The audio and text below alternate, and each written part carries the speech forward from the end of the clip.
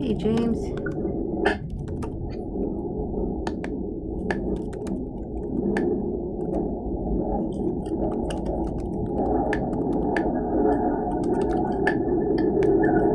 Hey, James.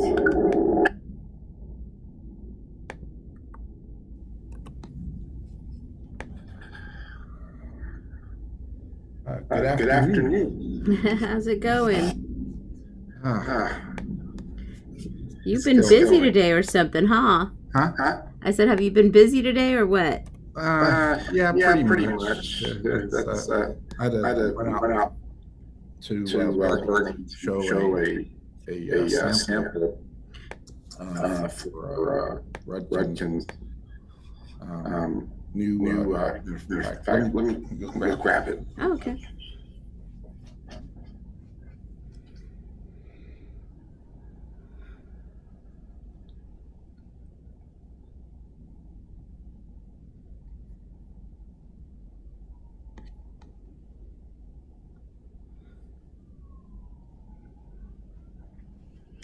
For those of you watching on YouTube, we'll be getting to this soon.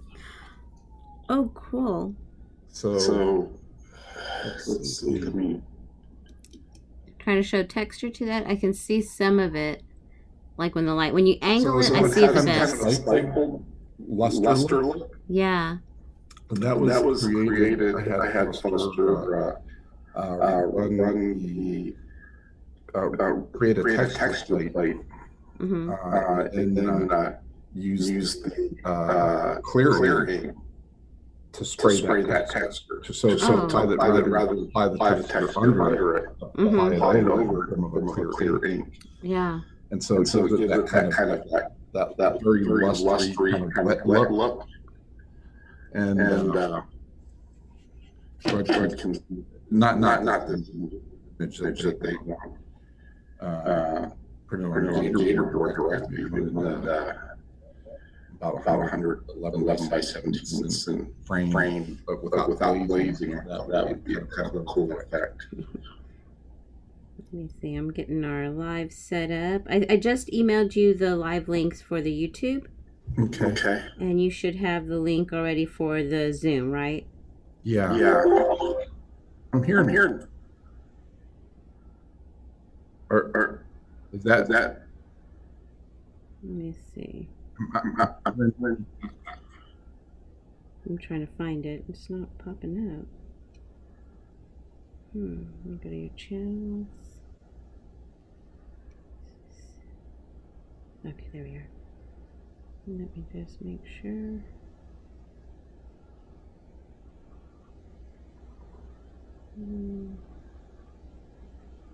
You said YouTube link?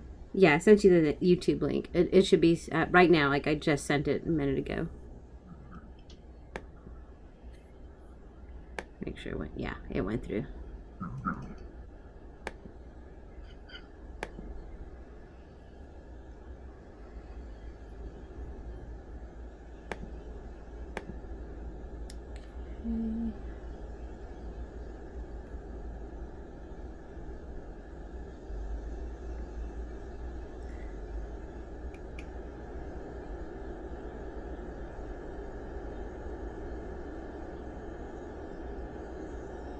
There's a lot of.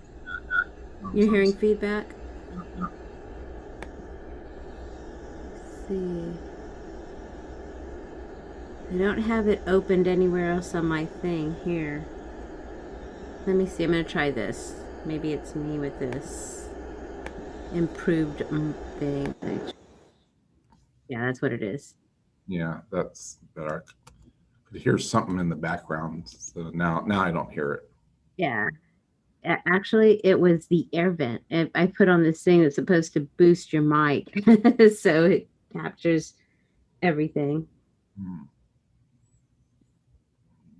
And the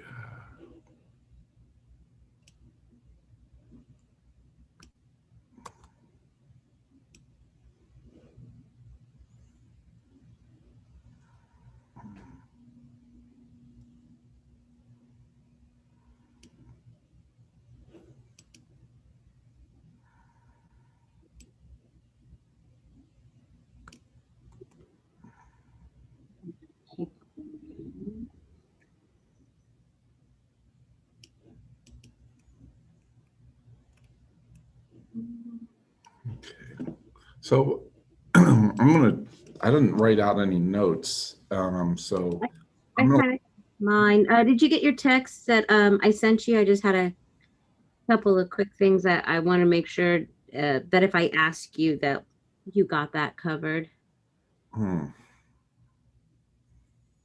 No, let me go. I'll be right back. Let me All right. take this photo up.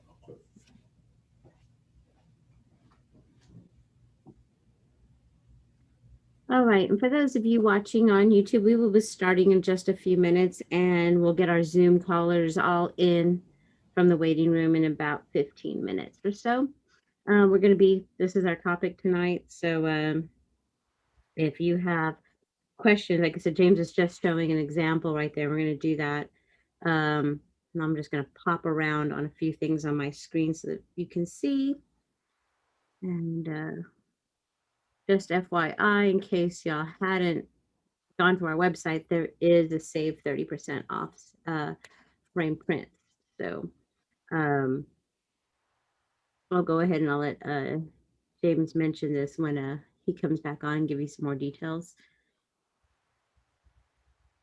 And also, I want to thank everyone who kind of has been doing the subscribe and notify on our YouTube channel. Thank you. We're at 1,000 subscribers on there. And that should help with a couple of little things that been wanting to test out on YouTube for you guys. So hopefully that gives us some better features and things that we can offer you guys soon.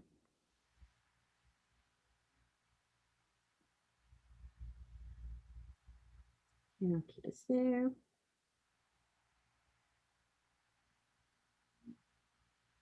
And for those, again, if you're joining us on YouTube, I'm looking just to see what the delay is like. It looks like it's almost 30 seconds to 40-second delay. If you'd like to have a question that you need me to ask James, just put it in the comment section there under the description of the video. And I have that open so that we can go ahead and get there. So just click on the live chat. I see there's about 3 of y'all watching right now as we get started. Any questions, just put them in the live chat on YouTube. Okay.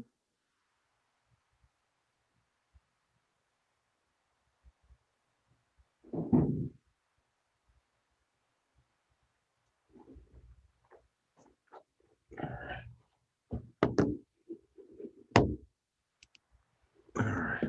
Sorry about that. Carries. No problem. Just letting people know we have a few people already joining us on YouTube and letting everybody know that they can put their questions in the live chat comments. So, Melissa, I'm going to let you kind of host the whole thing, and then basically you'll kind of, I'm going to interview you to ask you the technical questions. I'll be the answer person, and then I'll describe, like I said, I'll be describing the Dibond process. And what was the other? I think we're going to try to touch on some dropship questions as well. Textured printing, and also how to go ahead and input these orders in. So when we get to that section, I will go ahead and turn over host control over to you so that you can share your screen and walk people through setting up their textured prints and stuff like that. So we have a couple of questions on there that we can totally hit up. Yeah. So if we get dropshipping, we'll try to get to toward the end of that. Yeah, if not, like I said, we can definitely have that one. I think September, what I'm looking at, because we're getting ready to go into fourth quarter, is setting up your holiday sales in September. So the other thing was Lewis is going to talk to Hannah, and we may want to do a first Tuesday with Hannah. Oh yeah, that'll definitely be a great one to have if they can.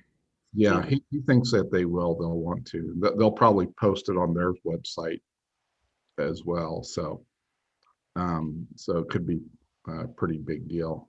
Yeah, and that'll be great for any of our customers. If you haven't gone through our website and read the Happy Meal certification, what that means, and why it's such a big deal to have that read up before that, because that'll be awesome for you to have exposure to what that Hammer Meal certification means.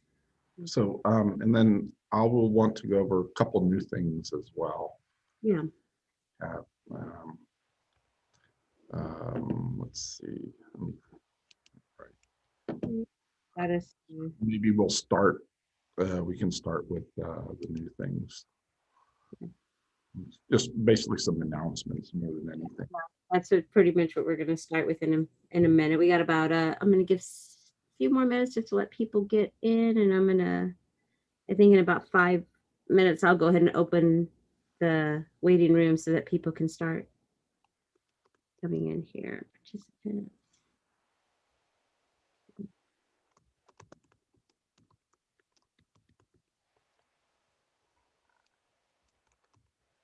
And let's see, while we're waiting, and we'll probably go over this again in the announcements, but I was letting people know we actually have a sale going on.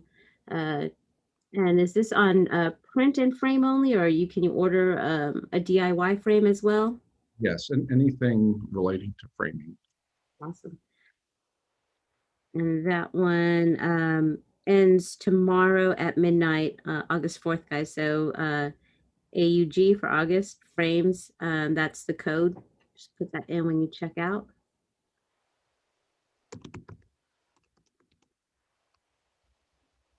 And if you need any help on framing before you kind of get in there, if you want to go in, you can always select frames here, and you can go take a look at some of our selection here.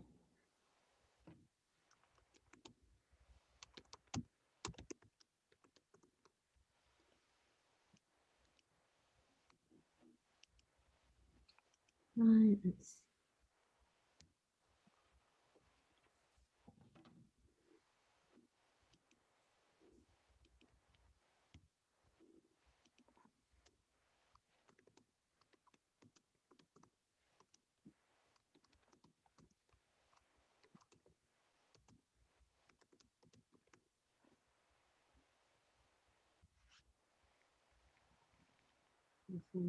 Yep.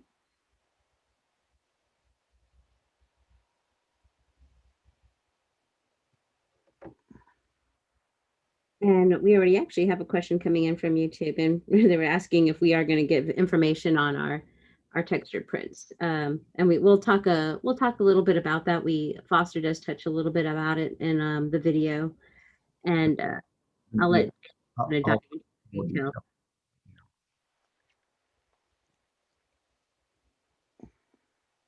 Yes, we will. So we will be getting to that, Marilyn. And I don't know if the graphic that actually I have for tonight, guys, if y'all take a look, those are a lot of our employees, and that's really a lot of our behind the scenes. You see our flatbed printer, and I believe that's our Canon printer on the right, and customer service. Yeah. I kind of did a little collage of everybody's kind of stuff that they're doing there. We have Brandy there in customer service, who actually takes care of some of our sample print orders. On the left there, we got Brian in framing. And over here in the center, we have Gerald, who's been with us for a very long time. Right there, I believe he's doing mounting, and he actually does cards. He's multifaceted. We have Gerald all over FinerWorks. He's probably worked, I think, every position in FinerWorks since he's been there. And on the right, you have Moore putting together, I believe he's doing some backings for the frames. Then that's when he was in framing, and also Moore does printing. Yeah, Moore now is running a fleet of 8 Canon printers and does that all day long. Yeah. And we're talking, Melissa, we're actually talking about adding a secondary printing department. Yeah, we're gonna have to. he can only manage, I mean, it's very hard to manage that many print jobs. And then just the number, the quantities that we're getting now, it's just, we're doing a lot of these big orders, and we need to kind of separate those from our small orders. Because we don't, many of our small orders are like Etsy fulfillment orders, and I want to actually go into some things about Etsy. Something that I was just notified about that would can affect Etsy sellers. Yeah, so share some information out there with because we have a lot of artists that sell on Etsy and Shopify. When you go into ours, you'll see the integrate button at the top, and we have a lot of people on Squarespace, Shopify, Etsy. So we try to share as much information with you guys as we learn it too. And a lot of our staff actually does have their own either Etsy shops, or so we kind of have a little bit of a pulse on it. Almost there. I'm letting everybody in right now. Toby and Samuel, welcome. And you can keep your mics on mute. And until you have a question or something like that, just let us know. Or you can use if you have a question, just don't want to be on mic. If you're on Zoom, just come down to the center and hit the chat button, and that'll open up the chat box for us there. And I'll read that off as we're going. Got a few minutes in there. And as James is saying, he's kind of going to go over at the beginning a few announcements and a few things to update you guys with. Again, he said that Etsy has an update there that he wants to talk about. And maybe we have a lot of stuff going on. yeah. Today's we're going to try to cover it's more than one thing. Maybe we should do the drop shipping first, because Etsy and some of the Etsy stuff, that's important. Etsy stuff kind of might lead into that. Okay, we'll start with Etsy, and then we'll go into a little bit of drop shipping, and then maybe we can circle back around to that afterwards, after we talk about the Dibond. But there's a couple Etsy related things that I think are important for people.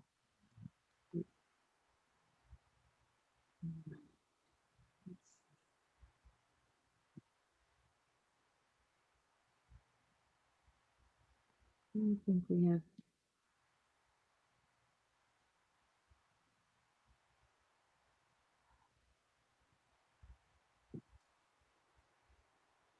Yeah, Toby joining in. Make sure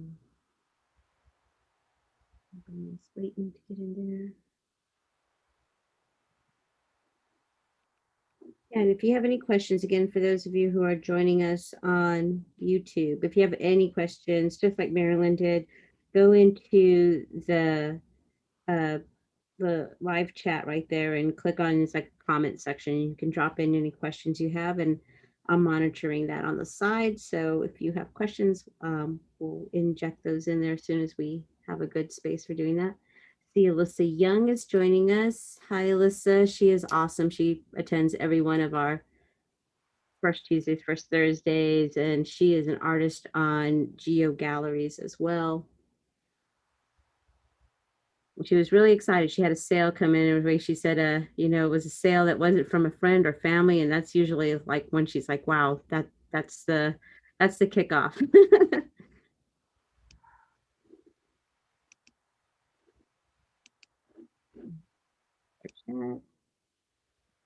This says hello to everyone there. Great. We'll go ahead and get close. Keep that up as we get started, because James is going to start with some announcements, and go into an Etsy announcement as well, and then go into some drop shipping, and then we'll this again to kind of behind the scenes, and then we're going to show you some video of our flatbed printer doing some Dibond metal prints. You'll hear from our lead printer on that machine, Foster Minion, and we had to do that like pre-recorded just because we do this after hours, and so we wanted you to still be able to see everything kind of as it was going. So we have some video of that, and James will answer any kind of questions y'all might have on that flatbed printer on the Dibond um, texture printing. We'll walk you through ordering. I believe you have that already set up right on the site, James, to take in texture print orders. Yeah, absolutely. And that's relatively easy to do because Yeah, it's we're pretty, just gonna really quick. but there's what we're going to talk about as well as how to customize the texture, how to control that texture. Generally, it's done through an automated process, but the artists can. We're going to show them the artists and photographers if they want to do some sort of specialized texture, or let's say they want to just create a canvas texture that covers the entire image. That they can do it. They can control that. Let's see. Okay.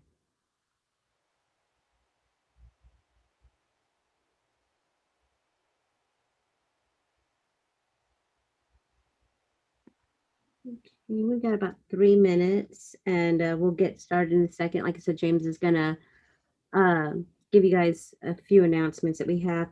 And one thing I want to do is just thank everybody who's, been joining us on these, participating with us on these live. Basically, you're the live studio audience, and we really appreciate you popping in with this, and also for hitting the subscribe and like button on our YouTube. We actually hit 1,000 subscribers now on there.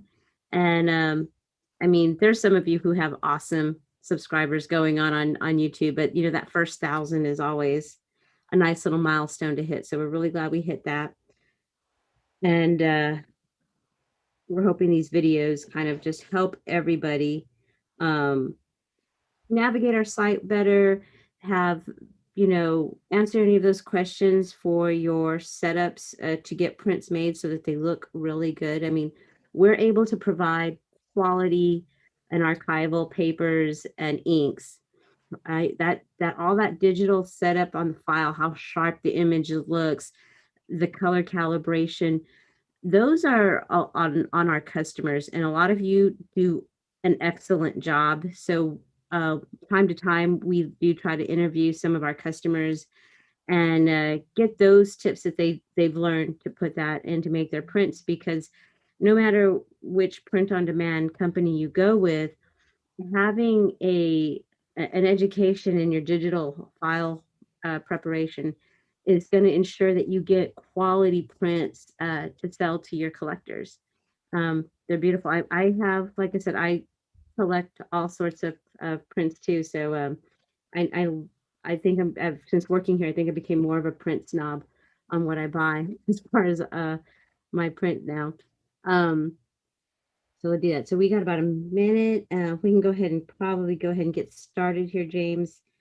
Okay. And we'll start with your announcements. We'll want to talk about again one more time that sale that we have going on. Oh yeah. Well, yeah. Thank you everyone for joining us, and I'm sure we'll have some more people joining us shortly. And this will be available also on YouTube Live as well as Zoom, so you can also always watch on YouTube. But today is August 3rd, or first Tuesday. And so I want to start off by talking about our current sale that we have going on. It's 30% off any framed prints. Also includes just frames by themselves or matted prints. And that ends tomorrow midnight Central Time. Just use the promo code AUG, short for August, frames. So AUG FRAMES. Then use that at checkout. And again, that's 30% off frame prints. And I do have a few announcements that I want to make. One is the first one I want to talk about is relating to it's going to affect those that are having us fulfill Etsy orders and having us ship to European Union countries.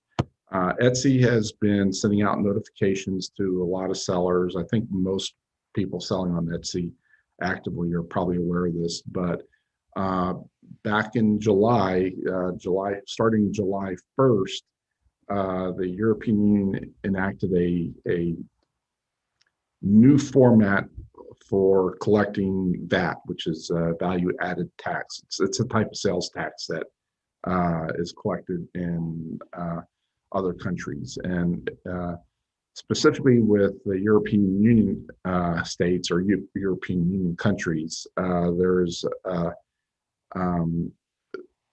It used to be if you were shipping to European countries and anything below, I believe it was $20 in value, there was no VAT.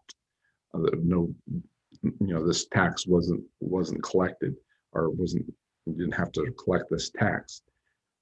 Starting July 1st, they changed that, and so now anything shipping to Europe, the recipient is required to pay VAT. If you're running a Shopify site, there are tools and applications where you can collect that for the customer, but just keep in mind that you're going to have to show on your customs forms that you have collected that, and then you're going to have to distribute that to the European Union. And I really don't know how that's done, but basically that's what you're doing. Ideally, I think for sellers, it's better that they let that, if they can, let the customer take care of that upon recipient or upon receipt of the print or items. This way you don't have to deal with it. However, if you're selling on Etsy, you will need to provide something called an iOS number, which is a number that assigned to Etsy because Etsy's actually, whenever a transaction occurs on Etsy, Etsy is technically the seller, and Etsy is collecting this value-added tax and then dispersing that to the European Union countries. Now, that's great. However, this also means that in order for your customer not to have to pay VAT twice, the value-added tax twice, it's necessary to display Etsy's iOS number on the customs paperwork.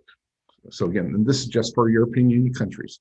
Now, there's a problem with that, is that a lot of the shipping software out there, a lot of the systems in place don't have a field for this iOS number. And even the European Union is not, let's put it this way, I've just been hearing lots of problems with those that are shipping to Europe right now. So there is a possibility that the customer will have to pay twice, just not due to anyone's fault other than the destination country is not recognizing the Etsy's iOS number on the label. What we're doing at FinerWorks for those orders that are getting shipped to the European Union, where we're fulfilling those orders, we've been told, because we don't have an actual iOS field to Etsy's iOS number to put it on, any Etsy orders that come in through our Etsy app we are including Etsy's IOSS number on the shipping, on the customs paperwork. Whether or not that works, I don't know, but that's what we've been told to do. So, I think we'll see what happens, in the coming months, how effective this is going to be. But just keep that in mind.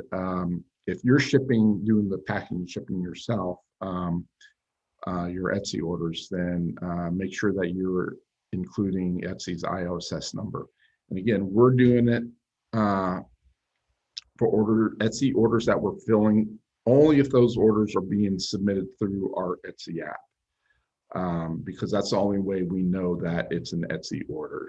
And we're providing that Etsy's IOSS number, which you can access via Etsy's website. So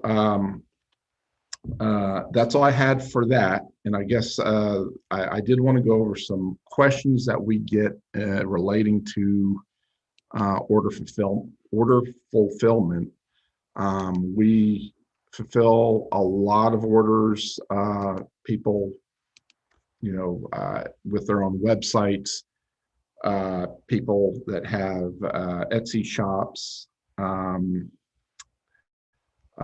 people selling just strictly through social media. Point is that we are considered a trade printer, but we do get a lot of questions relating to fulfillment. And Melissa on her screen, I think, has our fulfillment page, which you can access via the main menu. And we have a lot of FAQs. A lot of the questions that we get on a daily basis are in our FAQs. If you are new to drop shipping or having us, ship your orders, fulfill your orders for you, please read those. Now, we do also have 3 levels of fulfillment. Technically, we have more, but these are the 3 primary levels. Level 1, sometimes referred to it as tier 1, level 2 or tier 2, and level 3, tier 3. It's very important that everyone should understand that they don't have to jump through any hoops. They don't have to do anything special to be in level 1. Level 1 is automatic. You just have to sign up for an account at FinerWorks. Register a free account, FinerWorks, and start placing your orders. If you mark an order as drop shipped at checkout, that's all you have to do. You're level 1. Everyone starts off at level 1, can start automatically. You can, one of the things that all the levels allow is for us to customize the packing slip to look like it has your brand on it. And the way to do that, so that we print out your logos, make sure that when in your FinerWorks account that you upload a logo. It doesn't have to be a super high resolution logo. Matter of fact, I think it's 1200 by 600 or something like that. But upload your logo. This way, anytime you place an order at FinerWorks, it automatically gets checked as drop shipped. We have people that they'll complete their business profile, but they won't upload a logo, and they wonder, okay, did my order drop ship or not? Well, if you upload a logo, that is basically what flags it as being drop shipped. Now you can always manually override or the drop ship option at checkout. There's a checkbox to indicate whether or not you want that order to be drop shipped or not. But yeah, just make sure you complete the business profile, upload your logo. If you are using one of our apps, like the Squarespace app, the Etsy app, or the Shopify app, to submit your orders. And I highly recommend you use those systems if you have to submit a handful of orders every day. It just can save a lot of time. In order for those apps to work, you will have to complete your business profile. You'll have to fully complete your business profile. You'll have to complete your business profile as well, include a business address. I'm sorry, a billing address. So you'll have to complete business profile, billing profile, and you'll have to put a credit card on file or submit your PayPal, or basically allow for us to charge your PayPal account for orders that you submit. So you'll have to do those 3 things. And if you go to our website and go to, once you log into your account, go to the Etsy app, documentation page, or the Shopify Squarespace, it will explain all that. The last thing I want to mention is we get tons of people ask, actually 2 things. Every day people say, hey, I want to start off, I only have 1 or 2 orders a week. What kind of discounts can you offer me? Our discount programs, we have multiple discount programs. We need to, before we can issue any special discounts or offer special discount considerations, we'd like to see an order history. Level 1, there are no discounts or no special pricing. Like I said, everyone starts at level 1. Many of our products are already priced for the seller. Okay, so not everything is, but things like our framing is, sometimes a third the price for custom framing, a third of the price of what you get at a local frame shop, in many cases.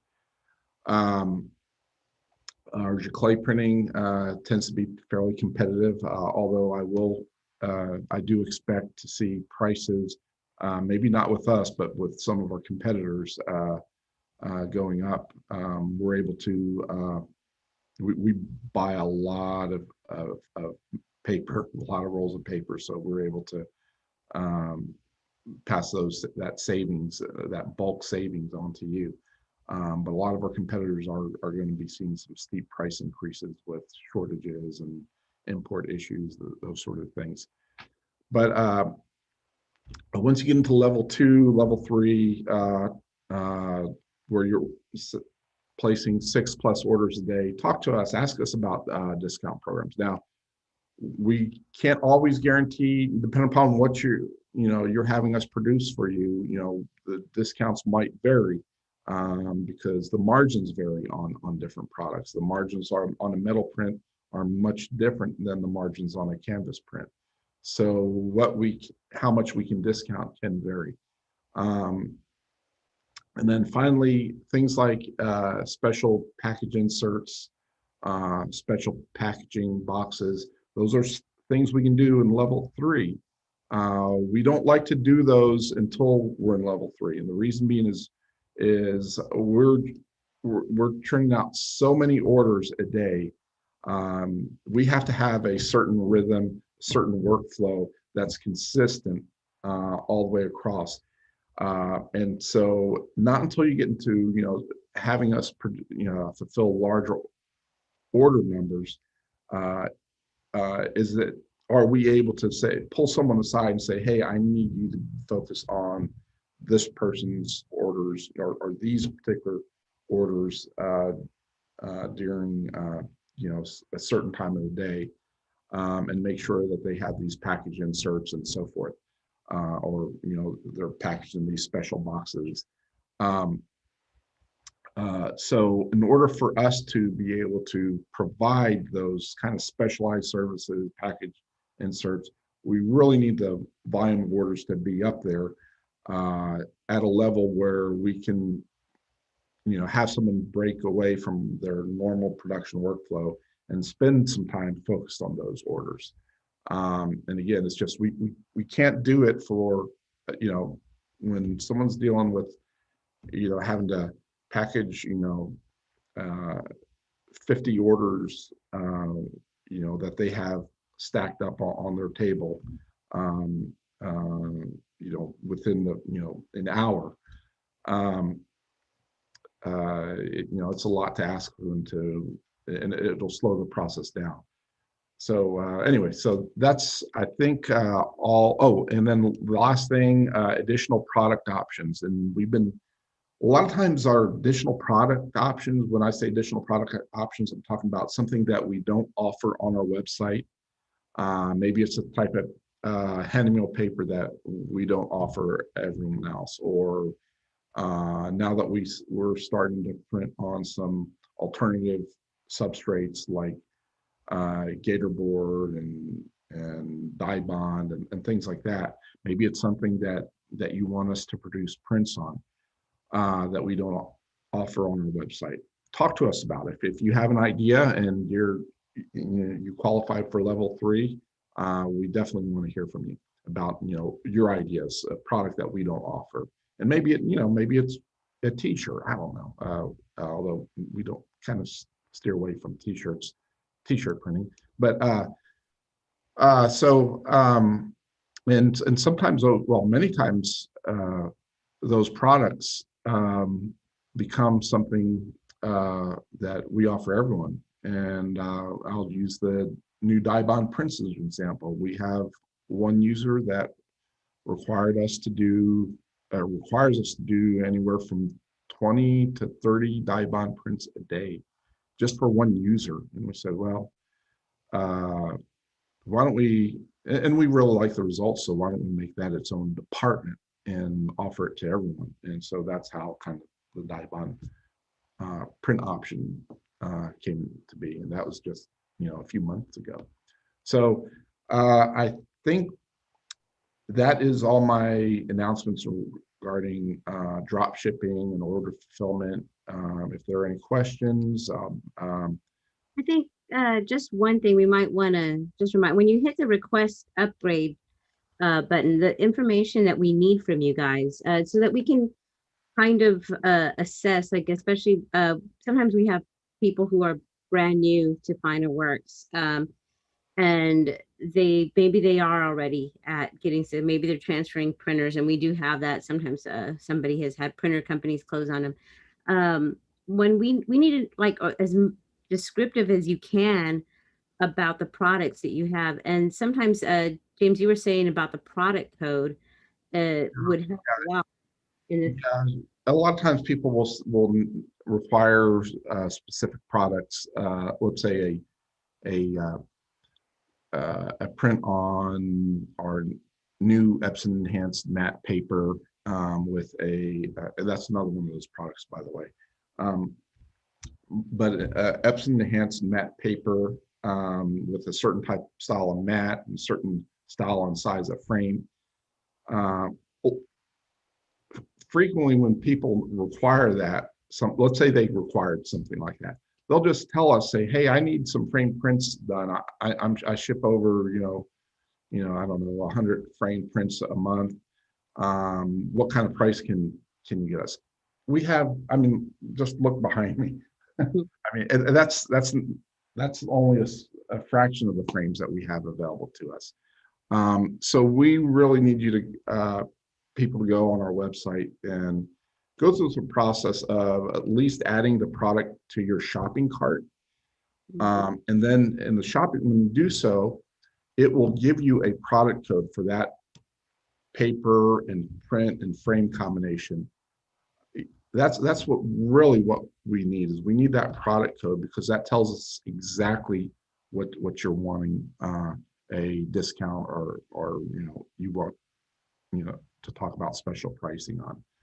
So so Melissa was showing you where you can, what that product code is, and it's basically a string of numbers and letters that represents that product. It's actually, you can access it from here as well. If you click on the info icon on the right, Melissa.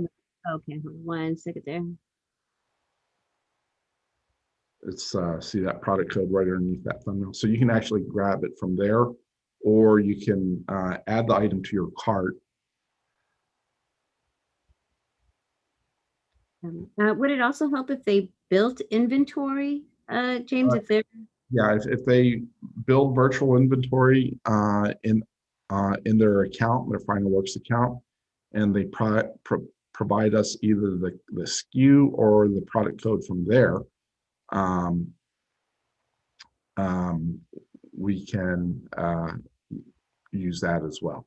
So again, the product code is basically something that specifies exactly what it is. So um, you know, some of the product codes, especially when you add framing options, can get pretty long. So it's just best to copy and paste those. And it's great in your, and really for your own research Yeah, thing. You yeah, really want to go through and build those. yeah. Because if our customer service team, that they're answering, I don't know how many. They each agent is probably dealing with 100 messages a day, and uh, they're not going to be able to do all the homework for you to get the pricing of that particular product. It's just as much as we'd like to. It's just people send us a list of 20 different prints and frame sizes and say, hey, can you give me pricing on that? And if it's just kind of hard for them to do that. But if you give us the product codes, we have a tool where we can easily get the pricing on those, and then we can see where where the margins are and what type of special pricing we can manage. Okay. Great. So do you want to go ahead and should I kind of queue up Foster's video? Oh, no, I did. Glad I wrote some notes here because there is several more things. The other thing, which is going to be interesting, but this is again, it's if you're selling on Etsy. Etsy evidently is looking to go to some sort of badge system for your listings. Now, what this means is it's going to highlight your listings if basically kind of elevate the appearance of that listing. It's more of a marketing thing, try to get people to uh, buyers to see your listings and to know that, hey, if I can trust this seller here, that people be a little less likely to abandon the checkout process if they feel confident in you as a seller. So this badge system is supposed to help that. Now, the way it works is, from what I understand, is you want to have a pretty much a 95 percentage or percentile as far as turnaround time, tracking accuracy, and so forth. So one of the things I wanted to mention relating to that badge system, so it doesn't affect your badge. If you're participating in that badge system, it doesn't affect you negatively. I'll talk to you about the turnaround time. Generally, fine art paper prints ship very quick, just the prints by themselves. But when you start adding things like picture frames and some just kind of maybe not as conventional options, sometimes those can take longer. Sometimes especially right now we're seeing another issue with framing inventory. It's supposed to get better within the next couple months, but there's lots of frames being shipped from overseas that are either stuck on container ships or stuck at the docks, so they're not getting to the distributors. So we will have someone place an order for a frame and have plenty of it in stock, but they might place a very large order and suddenly we're low on stock and so we get behind. So make sure you understand Etsy's policy on turnaround time and how it could affect you, because you don't want to have a whole bunch of overdue orders. There are ways that you can set up your turnaround time and be able to adjust that. So make sure you research that very closely if you're selling on Etsy, because it could affect your rating through this new badge system that they're talking about doing. And then a couple papers that I want to talk about, fine art papers. One is the Epson Somerset Velvet, and one is the Epson Enhanced Matte Paper. Now, the Epson Somerset Velvet, we have always had, and that is one of the very first papers we've offered. But we made the mistake, maybe not, I don't know, of not calling it the Epson Somerset Velvet, and that led to some confusion. Now, we have had the fine art paper or fine art paper velvet. That, I want people to understand, is the exact same paper as the Somerset Velvet. It doesn't just feel the same, it doesn't look the same, it is the exact same. They come in different boxes. One comes from Epson, one might come from Moab. But they are the same paper. They're produced at the same mill. They're cut from the same rolls. They're just put in different boxes afterwards. So the reason why we have both of them listed is because sometimes people come to FinerWorks looking explicitly for the Somerset Velvet, and they don't read the description in the fine art paper velvet that is the same as the Somerset Velvet. So we did add that paper name to our fine art papers line, but it is the exact same paper. The other paper is the Enhanced Matte Paper. It's a paper that a lot of people have asked for in the past. In my opinion, there's nothing that special about it. It's very similar to archival matte paper. Not quite as bright a white. I believe it's a little thinner, but some people just like that Epson brand, so they want the Epson Enhanced Matte Paper rather than the archival matte paper. So we did add that. Again, there's not a whole lot of difference. We don't mind offering it. We get a lot of people ordering it.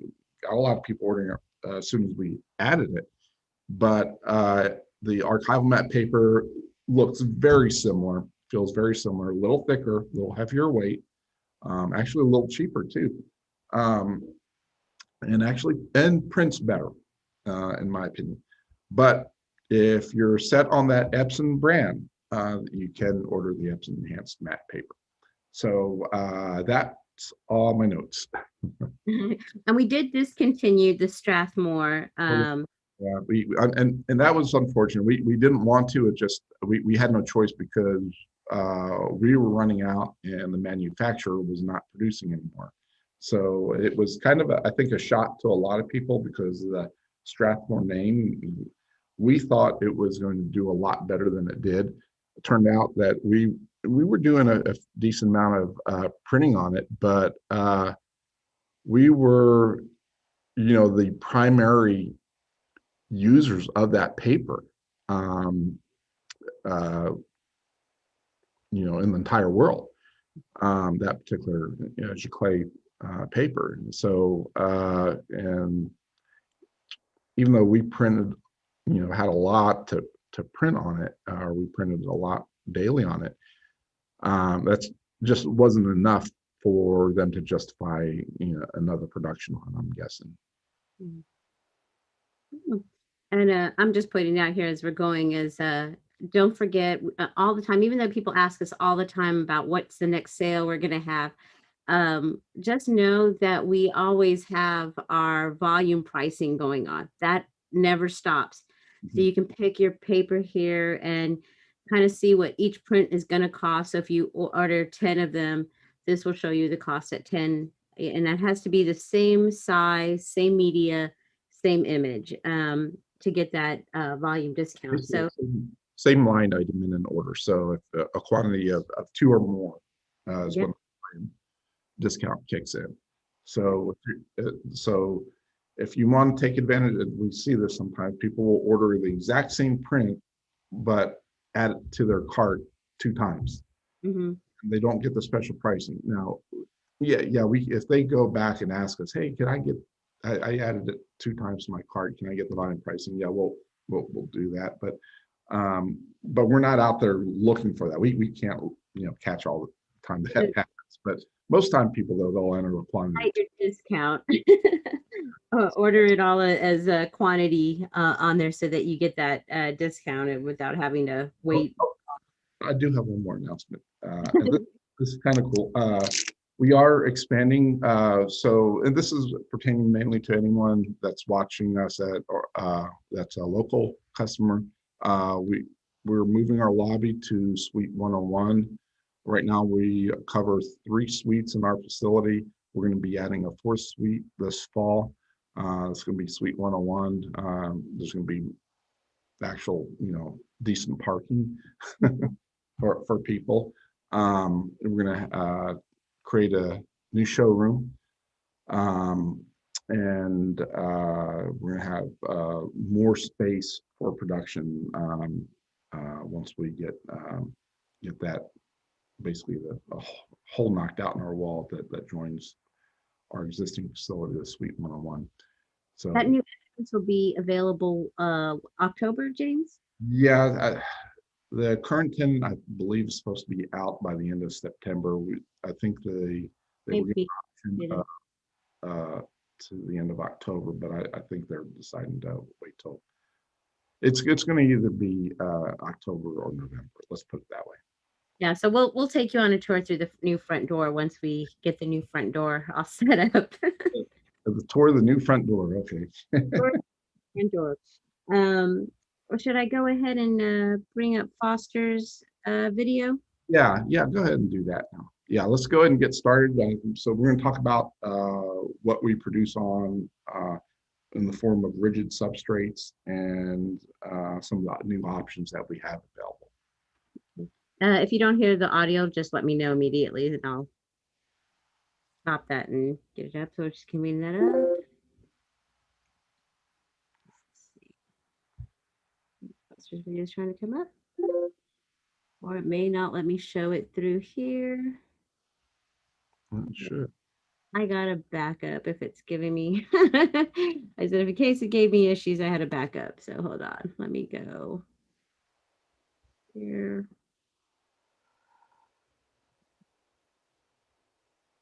Okay.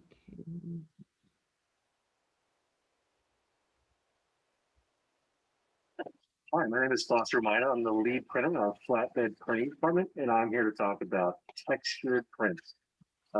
Using our flatbed printer, we can print on a variety of different media, Dibond, birchwood, and we can also do textured printing.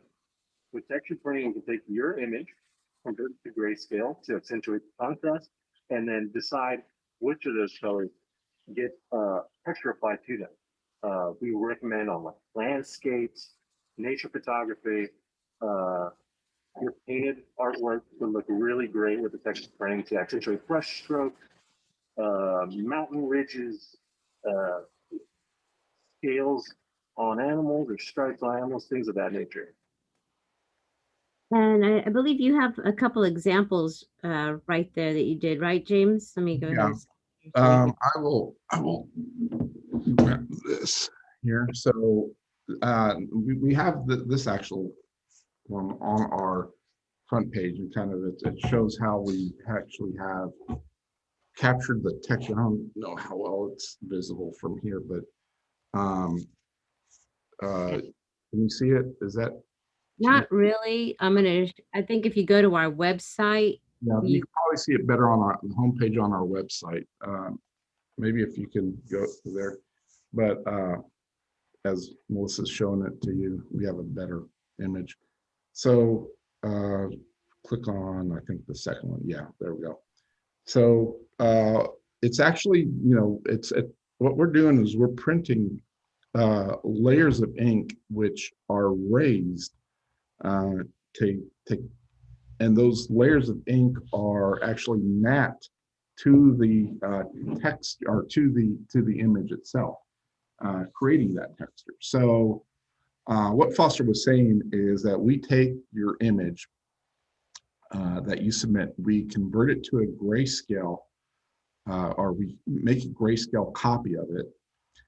And when we send the image to the printer, we're also send that grayscale copy along with it. Now, what the printer does, the software in the printer, it sees those as 2 different plates. One is a color plate, and it knows, okay, the printer's telling itself, the printer talked to itself, is saying, I'm going to see I'm going to use this color plate, and I'm going to use that as the basis to print the actual photo or the artwork, what you would normally get on any sort of print. But before that, I'm going to take this grayscale, this black and white copy of it, and I'm going to use this as the basis to print an underlying texture in the form, something like what you see here. This might be a little bit visible. Yeah. So it starts by first printing out a series of levels of texture using white inks, actually a combination of white and clear, at different depths that match the grayscale image. Now the grayscale image, white areas or lighter toned areas in that grayscale are going to be at a higher relief than those with darker tones. So if you wanted to print, let's say, a moon, a full moon on a black sky, that would look really cool because the moon and the craters would all have texture, but the black sky in the background would be smooth. The brighter the white in that grayscale, or the closer to white, the higher those reliefs are. So that's what Foster was talking about, converting. Now, we don't actually have someone physically doing it. It's all done via software that we wrote to actually do that, to capture, to create that grayscale version. But here's the cool thing is we can actually, or you can actually control that texture. Now, before I go into that, let me first mention, it's kind of as a teaser, but our raised textures come in 3 different levels, okay? There's the light, the medium, and the heavy. So the light's going to be very subtle, okay? Some people, you can feel it. It's not going to be very visible until you get really close and look at it very closely. But that's fine for some people. That might be all you want. Medium, which is kind of middle of the road, what most people choose, is going to be visible and easily felt. And then you have the heavy, which is very prominent. Now, the one thing to know is with the light, our printer is basically doing, I believe, what we call 3 passes, or I think it only goes up to 0.3 millimeters per pass, and it's only three passes. Medium is 6 passes, so basically twice as much texture as the light, and then the heavy is 12 passes, so it's doubled with each one. So light texture is 3 passes, medium is 6, and raised or the heavy is 12. I recommend for most oil paintings, just basic oil paintings, to go medium if you're trying to capture the original brush strokes. But if your painting style is very impressionistic, go heavy. The heavy is going to do it more justice. So that's what I had about the different levels. Now, to order those options, Melissa, can you kind of show people, I think, via our software? Okay, do I go through? Yeah, just go like you're ordering a print on Dibond. Let me see. Hit into post. And we'll just pick a print right here. And So you said go to Dibond. Oh, the metal print right here.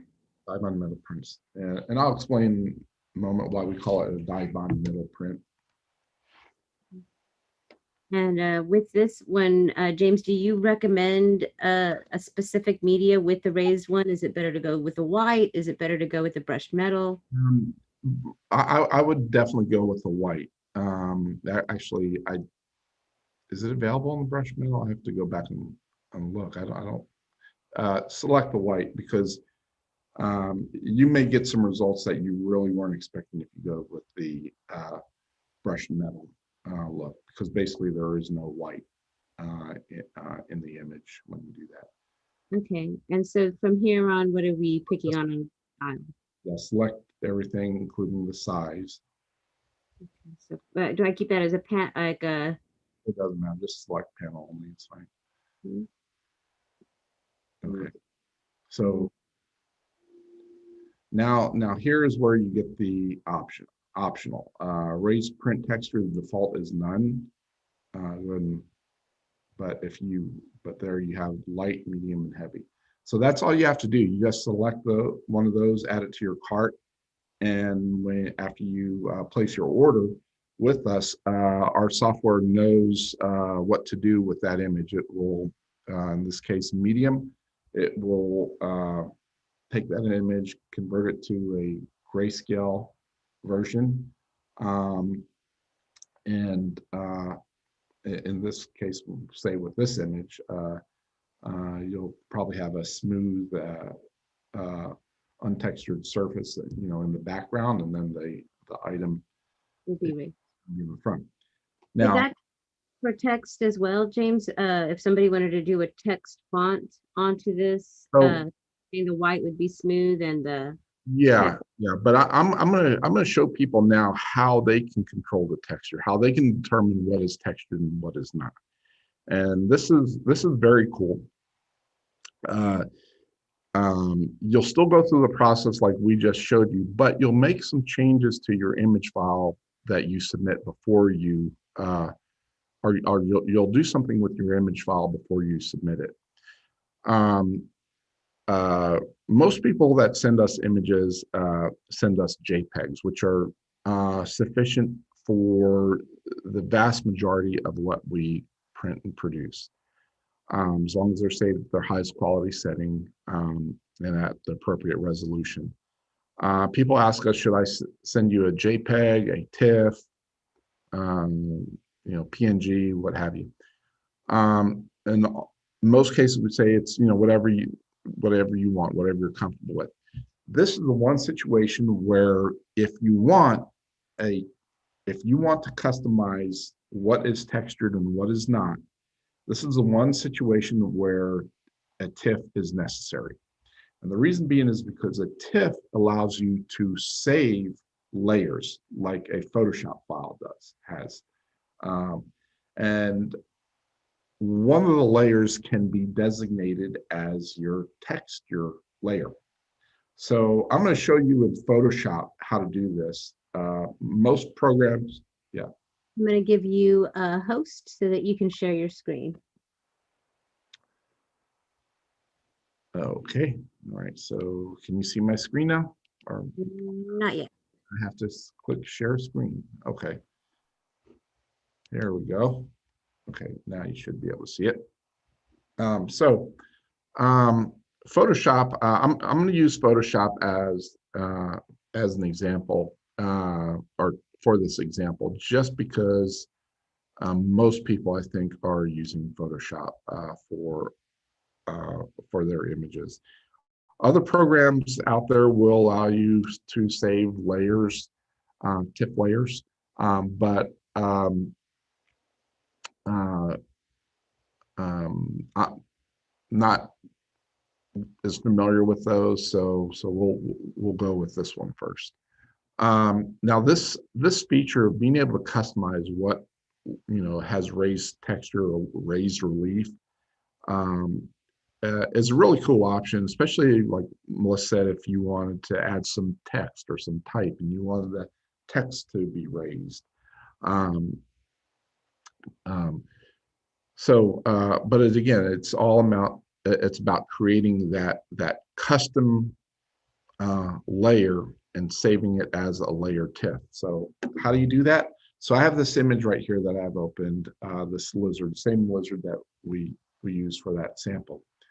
And as you can see, when you open up most images, when you open them up in Photoshop, the default layer will always say background.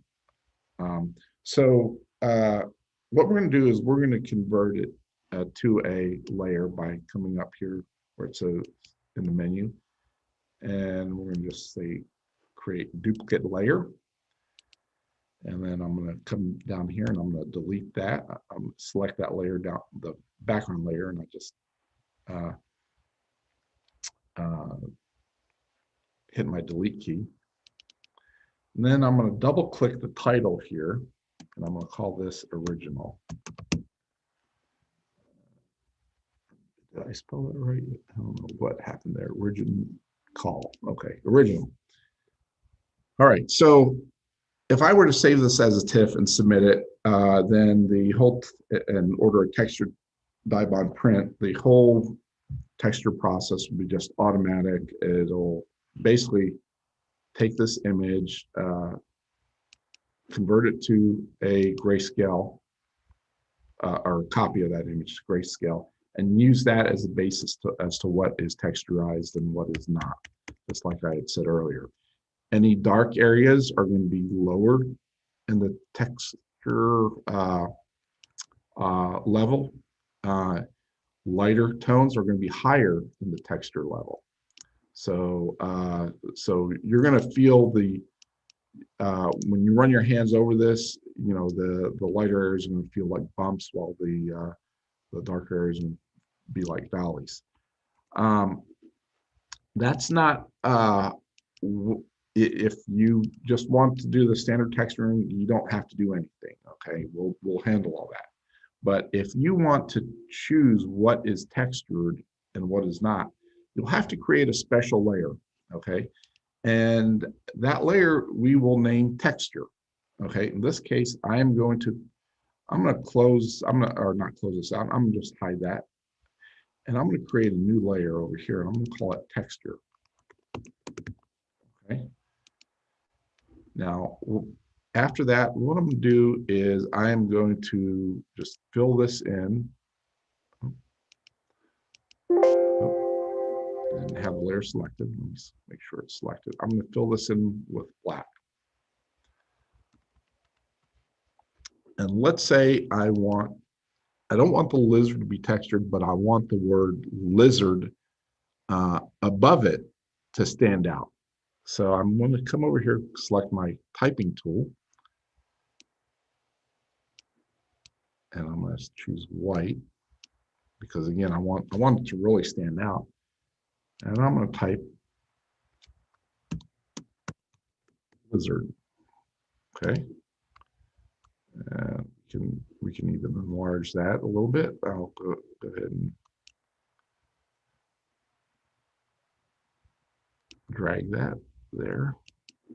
Okay, and I'll just kind of center it. I guess it's not important. My computer's running a little slow here. Okay. Okay. Now I'm going to combine these. I'm going to select both of these, and I'm going to say merge layers. And I'm going to rename this again. Go back to naming this texture. That's very important. And the reason why that's important is because our software is going to look for a layer called texture, okay? And it's going to know to use that versus converting this layer to black and white. So now that I have my texture, I'm going to go ahead and drag the original up above it. And then I'm going to come over here and I'm going to File, and I'm going to Save As. And I'm going to call it Lizard Reptile Custom Texture. Okay. And click save. Oops, I didn't mean to do that. Let's try that again. File, save as, reptile, custom, texture, save a copy instead of save. Okay, now I should get an option. And then this is very important, layer compression, image compression. I'm going to keep all this as default, okay? And I'm going to click OK. Including layers will increase your file size. That's fine. I want to include the layers. Click OK. And that's it. Now I have a layered tip. So when I upload that file and select one of the textured options, one of the 3 levels, it knows to use this texture layer as what is going to be raised. So what you would essentially have here is you would have, see if I can kind of simulate this in Photoshop. I'll zoom in first. You would get, let me see. Oh. Okay. Again, this is just a simulation.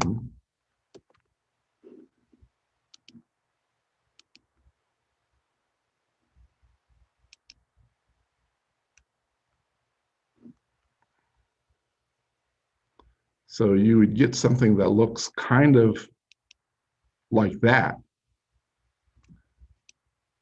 Can everyone see that? I'm simulating what basically you would have. Probably make it a little deeper, but so if so everything would be smooth but that light area. So you'd actually be able to feel the word lizard if you did that. So use your imagination. You can be creative. Let's say if you wanted to, let's say you had that word, the word lizard. Maybe you want. What if you used it as a mask and you had like the scales of the lizard in there? Would those be able to be raised as well as the scales from the lizard in the picture? What was that? If you were going to do something like where you're going to use the text as a mask and have like the scales of the lizard in the lettering, would you be able to submit this so that the Yeah, scales on yeah, the lizard whatever. raised texture? Yeah, whatever you do in this layer will be texture. Okay. And some of the things you can do in Photoshop to kind of so you can kind of see what you're doing. You might want to. I'll delete all these that I had up there. Is when you're working on your texture layer, change the opacity level down to about 37 and work on this texture layer. Let's say you just you want to use the Photoshop lasso tool and outline the entire lizard, and you just wanted the lizard textured. You don't want none of this other stuff back here textured. Well, that would just that would be kind of a cool effect, because then you'd have this lizard kind of contrasting from the background more, and the lizard would be all textured, but the background would be all smooth. Kind of a cool effect there. Actually, we had someone submit. Just the other day, I saw it. I was walking past the flatbed printer. Someone did a dinosaur. It wasn't a big print. It was probably maybe a 12 by 18 or something, I'm guessing. But it was a T-Rex on the march, and the background was all smooth. The T-Rex was actually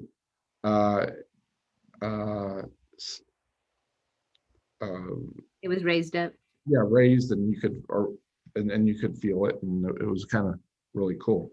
And I think Foster said that it looked like something you'd put, as a kind of as a sign in a zoo or something for an animal or something. You know, I don't think there's any T-Rexes at the zoo, but you get Great for a kids museum or yeah. something. So yeah. So it's kind of new. We call it 2.5D printing. But it is raised texture. Now, so you can get some really cool effects. You can, raise topography prints, all kinds of neat stuff. And again, our software will see that layer that you named texture, and will separate that and save that, and then print that first, and then print the image over it. Now let's use another example. This time it's painting. You see some prominent brush strokes. You have a quick question here from YouTube, James, and I think it kind of answered it, but Marilyn says, so using black and white image wouldn't work as well? It would. The white would raise, correct? Yeah. So if your original is black and white, you could do you could still do what we did. The black and white layer, the layer that's not titled texture would be treated as a colored layer. None of our printers print black and white. Okay, even if you submit a grayscale image, they all print color. But if you're submitting a black and white image where the action, supposed to look like a black and white photo, or grayscale photo, like a charcoal drawing or something, you still do the same process. Okay, if you want us to automatically just use that black and white image as the basis, you don't have to do any of this stuff in Photoshop. This is what we're doing here in Photoshop, is show you how you can control, how you can predetermine what is textured, or how it's textured, or the level of texture. So I'm going to use this, and this leads to this example right here. Let's say artists, a lot of artists that have been interested in this new process say, hey, I want to match the original brush strokes of my painting. I want people to feel the brush strokes. I don't want you to just print the colors. I want you to print the texture of that painting, because there's something about an original painting, the texture of the paints, that actually seeing the paints on there, even though many times the paints are supposed to make a broader image. Sometimes even with more realistic paintings, there's something about the actual essence of those brush strokes that really kind of, to me, just make it so much more pure. And that's what I love about originals versus prints, is you have, it's more dimensional. So the idea, though, is with the 2.5D printing, with what we're doing with this format, is to be able to, maybe not as, it's not going to be exact, but it's going to be so much more with that element of texture to it in the form of a print. But you might want to, determine, maybe my brush strokes need to be a little bit more prominent, okay, or look a little bit more prominent. So let's take a look at this image, okay. Generally, like I said, our software will take an image like this, create a grayscale, and I'm just kind of doing basically what our software is doing. And it's creating a,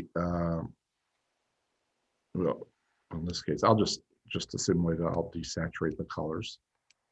So it's taking this, and it's first printing this layer in the form of a texture, okay, and then it's printing this layer as the color on top of it. Now, one of the things I noticed about this image when I was looking at some images, for examples, is the amount of texture that I get in this area where these brush strokes are seem a little kind of muted. I mean, wouldn't you agree, Melissa? They look more texturized in the actual image. And this is where the automated method that we have of just of what I did may not result in the right amount of textures that I really want. Okay, so in this case, what I'm gonna do is I'm going to label this again. I'm gonna label this as texture, and then I'm gonna come over here and I'm going to make some adjustments. I'm going to adjust hue, or I'm sorry, image adjust brightness and contrast. And so I'm gonna improve the contrast. I'm gonna try to make those stand out more if I can. Okay, and adjust the brightness so I can kind of see those texture those paints, those brush strokes more prominently. And while it's doing that, what is it doing to the image of the fairy at So, this point? and that's a good point. Now, this is where some Photoshop skill might come into play, because let's say I want the fairy to be a little bit more subdued. Okay. Well, in that case, so I'm gonna create that layer right there. It's texture, and we'll merge that with another layer. I'm gonna duplicate this layer. And then in this layer, I'm gonna brightness contrast. I'm gonna do kind of the opposite of what I did, where I'm just kind of do that. Now, here is where someone with really good Photoshop skills could say, no, you should, that's the amateurish way of doing them. Yeah, and I've been working with Photoshop on a regular basis for over 20 years, and I still do things very amateurish. I take the long way around too on it. So yeah. I think the 1995 version of it. Yeah, I've learned more things on how to do things in Photoshop than probably most people. I've forgotten probably more things than most people have learned, but I still like to do things kind of the old-fashioned way, I guess. So what I was trying to get, sorry about that, everyone. What I would do is, in this case, and again, there's probably a better way, is I'll take my eraser tool and I'll change the size of that eraser, maybe the hardness, and I will basically isolate the fairy,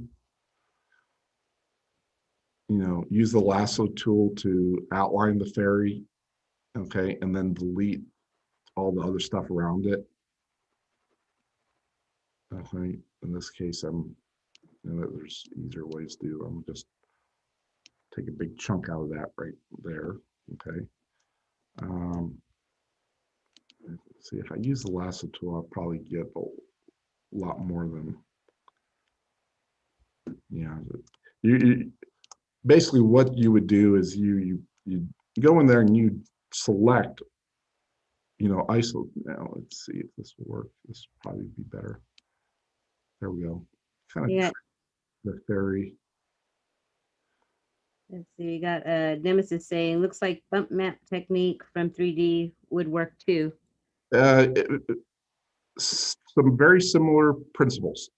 Okay, if you have done 3D work, 3D graphics, a lot of times, is a lot of times when you're applying textures to your models, you'll have a layer that's kind of like an image map of the colors, the tones, but you'll also add a bump map or another layer which kind of tells the software, whatever 3D program that you're using, to where how the light should react to the surface of that particular model when you're rendering it. So similar principles. So if you have done any 3D modeling, I think this is pretty easy to understand. Okay, and so anyway, you would keep on going. Yeah, and this person, and Marilyn's asking, okay, so this technique that you're doing is more for painting than just digital art image? No, because I think you could apply this to digital art image, for instance. Let's say you wanted to put, typography art is essentially digital art in most cases. Let's say you want some of the text to be raised and for the people to feel, and some of the text you want to be just flat. So it's really all about creating this. Okay, I'm going to stop there on that. I'm going to merge these. Okay, essentially, let's say I also kind of cleaned up this area, but essentially, this area right here is going to have tend to have a different level of texture than this fairy. Now I could also invert this level, invert, and you can kind of play with it. Let's say I don't want much of the fairy to be texturized, okay, but I want all this on the left to be, it's your call, adjust it, make it brighter, use the levels tool, and improve the contrast. Again, the lighter colored areas are going to be more prominently textured over the dark.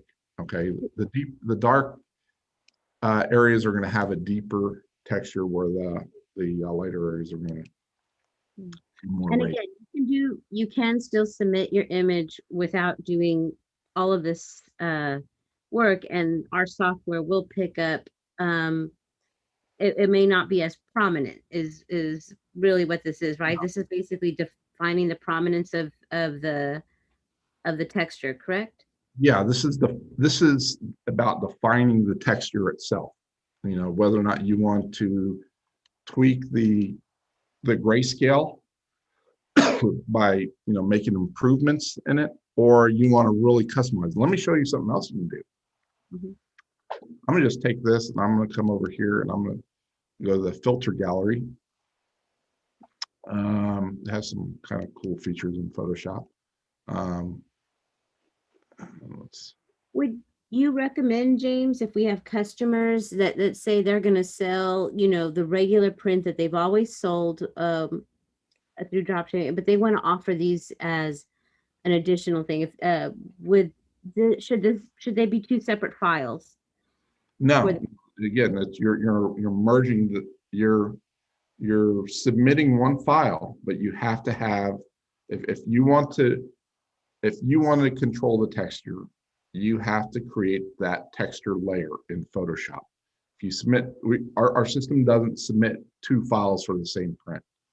Well, that's what I'm saying. If they're going to do, if they're going to be offering a giclée print, just a regular giclée print, do they need to have two files? One that was for the texture. No. Okay, they can still order plain. Yeah, you really don't. But it's just like I said with the texture. Make sure that texture layer is also. If you're going to submit it, though, make sure the texture layer is not visible. Otherwise, just the texture will get printed. So, so hide that texture layer if you're gonna. It'd probably be best just to submit two files in this case. That's the same for inventory, but just in case. Yeah. Okay. So, so I totally changed what I originally said. So going into the filters. Okay, so I went to I selected the stained glass, and I'll increase the cell size. I'm going to click that. So I have this crackling look. I didn't mean to keep that there, but that's okay. Now I'm going to come over here and I am going to image mode. Oh wait, layer. Layer style. Oh, I didn't want to make, what do I do? Oh, have selected layer. What do I want to do? I want to actually invert that. Okay. So now if I submit this, okay, again, if I submitted that on top of this, or along with that, I made this layer my texture layer, I would get kind of an effect like this when I print it.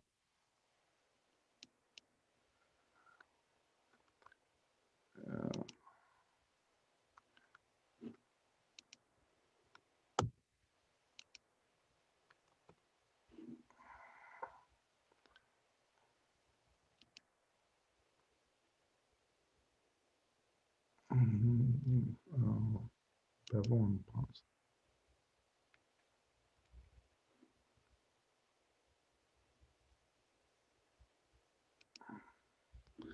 Kind of like this. It probably wouldn't look. It'd probably look a little more subtle than this, but you have this kind of this crackling look, and so yeah, so you could actually create your own canvas texture. You could this crackling texture, like here. Why is this? Make this a little bit more subtle.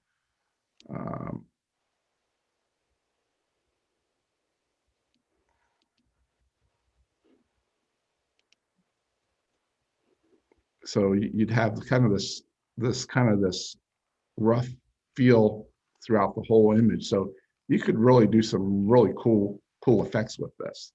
It'd be almost like the image is printed on some sort of special media with, you know, special surface and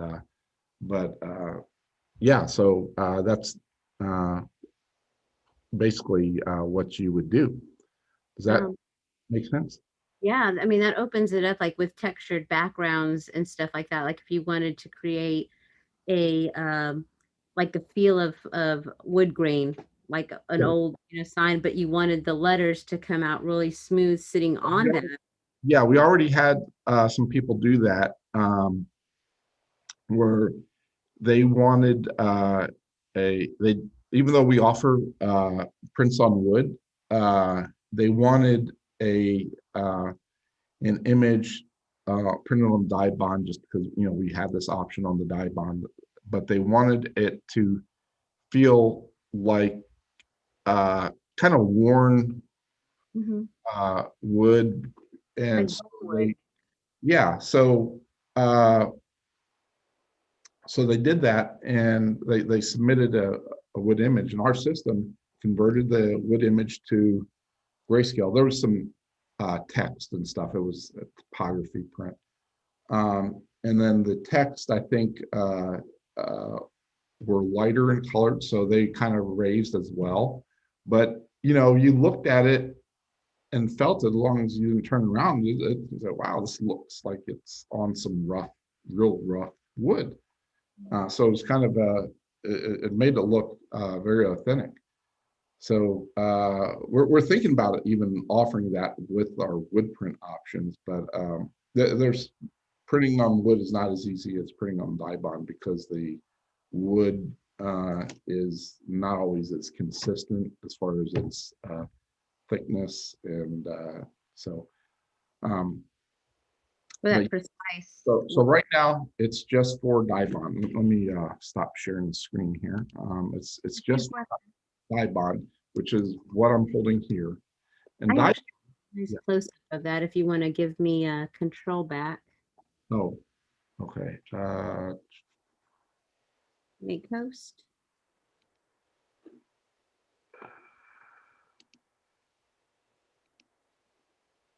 Okay. All right. Okay. So so this is kind of what I wanted to get into next. We talked about, you know, some of the how you can customize the texture, but what are we printing on? We're talking about printing on Dibond, and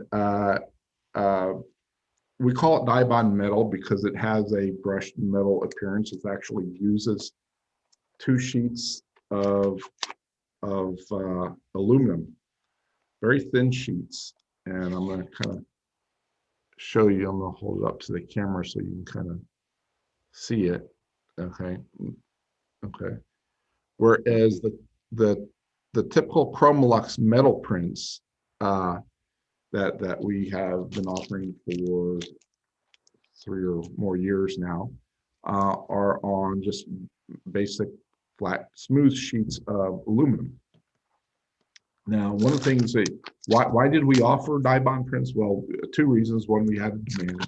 Other is we were looking for an alternative because we were frequently running into supply issues with Chromalux. Chromalux is the main brand in the US for dye sublimation metal prints. It's what all the major photo labs use. I'd say probably 90% of them. But they've had a lot of supply issues. I'm not for certain, but I do believe there is, or at least they have not indicated this, but we have seen some instances of some of the shipments that we receive. The quality is not what they've been in the past, and it could be that they're having to find alternatives for the base metal. But anyway, so that kind of led us to offer an alternative option in the form of the Dibond metal. Now the process is different for both, for the two. Dibond is printed directly to the surface. We're printing directly to the surface using large UV flatbed printers, whereas the Chromalux prints we use a dye sublimation process. That's where the image is fused to the surface. To the Chromalux have a polymer coating on it, and then the image fuses to that polymer coating. If you want something more sleek and more modern looking, the Chromalux metal prints are the way to go. Okay, they're also going to have a wider color gamut. If you want something more durable, when I say more durable, more substantial is what I should say. They're both durable. Or you want something that you're going to be placing outside. We had a gentleman that I messaged back and forth with the other day that has them out. He was concerned about the odor that they gave off because of the inks, and so he had them outside on his pool deck. And he said, yeah, they indicated that they work out great out there. Not that mentioned that the UV curable inks are supposed to be a low odor type ink, but you can still kind of smell the inks when you first get them, but it'll dissipate over time. Whereas the Chromalux metal prints are going to be odor free. But anyway, so those are kind of the main differences. People have the option of choosing a white or brushed silver look. We use the same panel if you choose white or brushed silver. The only difference is our flatbed printer will print a layer of white ink underneath the color, just basically coat it with color, and then print the CMYK inks over it. So that's really kind of all I have on the Dibond right now. Any questions? Let me see. I don't have any, but I was going to show really quick another video of the actual machine just doing its flatbed printing here. So let me get this out of here. So this looks like brushed metal, right? Yeah, the brushed metal for the Dibond. So when we're talking brushed metal, we're not applying any white. We're using the basically like with the silver matte or silver gloss Chromalux prints. We're not printing any white. We're not providing any white. It's just any whites in your image are going to the base metals can come through. And so this is the actual flatbed printer going by and doing the passes with, and you'll see the UV light on this. And that's what cures the inks. It cures it in, less than a second. And this is one customer, I guess, and these are the brush metals. That picture I was showing you was actually going to be one of these on there where you could see the brush through. When you decide to put when you pick the brush metal, where your white is basically the negative space, correct, James? Correct. Or any white tones are going to be, you're basically not going to get any ink laying out in those areas. The lighter the tone, the less ink, or the more transparent the ink. Now, this particular system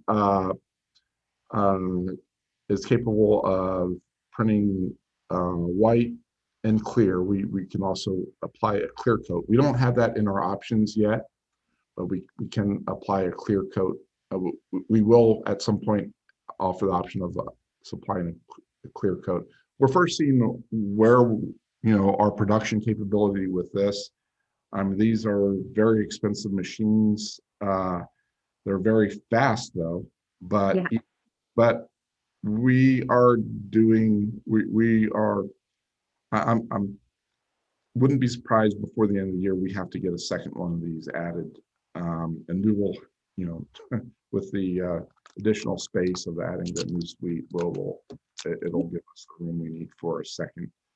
With textured printing and with our flatbed printer, what is the maximum size, James, that we can offer? Well, we have on our website 4 foot by 8 foot. And that's because that's the maximum size that the Dibond panels come in, 4 foot by 8 foot. Just keep in mind that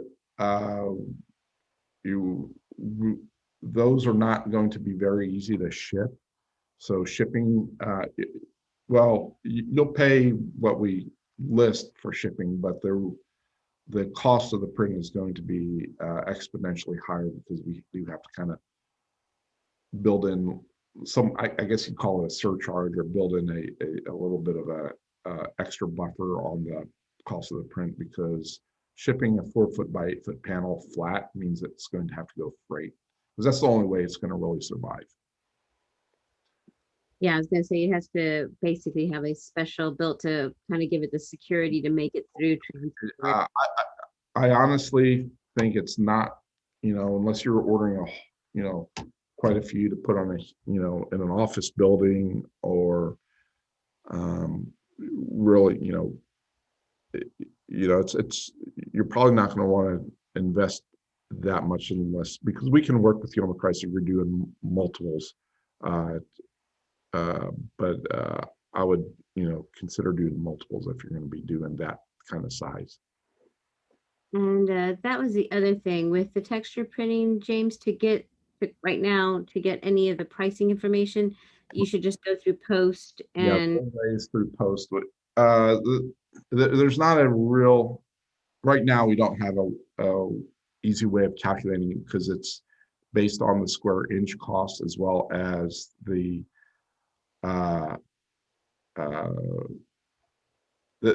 it starts at something like $25, and it does add to the price, but it's based upon whether it's light, medium, and heavy, as well as that square inch charge. So a lot of moving parts in there to determine that price. So I would suggest just use post, and that would be the current price. We're also, we're kind of seeing, okay, does this price make sense or not? And based upon, we don't want to be, too high, but we are using a lot more ink, when you do a heavy raised print versus if you're doing a light or no raised texture. And so we have to kind of factor in what our cost is, and we're still trying to figure that out. We think we have a handle on it, but there could be some price adjustments. I think they'll go lower. I don't expect them to go higher. that's good to know. Let's see, we have Marilyn saying maybe in time we can do a video of before and after image of Dibond printing. I think you kind of saw that in that video that we just showed, Marilyn. Um, and the nemesis is on the texture prints. How scratch resistant are the prints? And if under glass, do they still register well as more dimensional? So that they are relatively scratch resistant. Keep in mind that these are the history of these inks and this technology it's Fairly new. an evolution from, but it is kind of your higher end printer that you might see in the signage industry. It's typically you don't see it. You see it in large photo labs that they'll have these type of printers. This is one of the more newer models, so it prints at a much higher resolution. But the inks themselves are outdoor inks. They're made for signage use. They're made for the signage industry. So yeah, they're going to be pretty durable. The same inks are used for things like vehicle wraps, other commercial printing, and they're used on roll-to-roll type printers where they're printing on vinyl, not necessarily on flatbed. But the inks are, just like anything, they can be scratched, but they're going to be much more scratch resistant than, say, your solvent inks, your latex inks that people are now using on, say, for their canvas prints. Definitely much more durable and scratch resistant than your clay prints. I have a kind of a cool feature here, or cool thing here, and this is using that same printing technology to print on just some foam core. We're looking at this as a possible option. And this actually has a texture that we built, we created, that we apply not underneath the image, but on top of the image. And it has kind of almost we call it a stippled texture. And this is, I can run my fingers across it and I don't get any scratch marks on it. It's very durable, especially with this texture layer, a clear texture layer over it. It's almost like laminated. Yeah. Under glass, James, would that still, the texture basically still show? If you're doing the light texture, it might not be as noticeable. I would say, if you're going to be doing the texture is meant to not just be seen, but felt. Yeah. And and that's the thing, is these are meant, for high traffic areas, where, you're going to expect people to touch it and feel it. It's like when you frame canvas, a lot of the time people leave canvas with no glass on it because canvas needs to breathe, but the texture and stuff that shows up on it, usually that's why we have the floater frames with no glass. So obviously if I took a pocket knife, I could, scratch it, but we're just, it would definitely obvious things. And then, just like any surface, if you spill something on it, you can just wipe it up. Obviously, if you spill, if your ballpoint pen explodes over it, it's probably not going to be salvageable. But yeah, it's pretty durable. They use this stuff for a lot of the COVID floor mats and stuff that you see at the where it says stay 6 social distancing and all that stuff, and they mark where you're supposed to stand. they use these type of things. Yeah, so it's very durable there. Well, we're at 8 o'clock, and just a few things I want to remind people too, that Thursday we have Photo Tips Monthly for First Thursday with Jim Landers, and he will be doing Discover Your Niche, which is great, even artist or photographer. It's just something you should know and be aware of. It'll help in your sales. So if you can, 4 o'clock on this Thursday, go ahead and jump in. And Jim is just a wealth of information. So if you can join us, that would be great. And if not, again, subscribe and hit notify on our YouTube channel. And again, thank you for getting us to about 1,000 subscribers. Oh yeah, and I do have one other thing to show people, just real quick. I forgot to mention this. This is our new chamfer style wood print. It makes the print kind of float from the wall, so you can see it has kind of a little bit of a bevel, and then we carve these hanging slots, so this can easily hang on any nail or what have you. But this is available now within the wood prints option. So you can see how that, That's anything else, James, you want to do before we sign off? No, I think that's it. I think that covers it. Yeah, that was it.